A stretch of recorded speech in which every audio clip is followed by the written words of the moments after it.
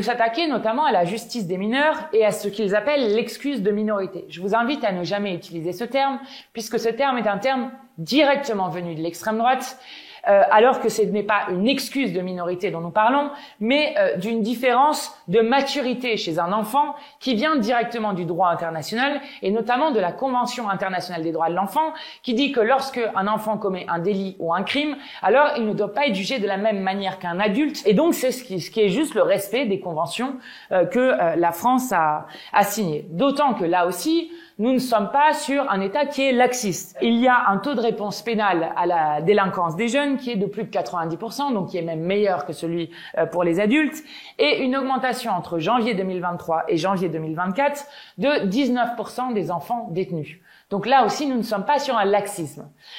Donc, ce qu'il veut faire, c'est s'en prendre à la justice des mineurs et encore une fois, serrer les choses. Nous avons dit à Monsieur Attal, le Premier ministre, que toutes les études scientifiques montrent que lorsque on met des sanctions encore plus grandes et un climat de répression encore plus grand sur la jeunesse, ça n'enlève pas la délinquance, ça ne la réduit pas, voire même ça l'aggrave.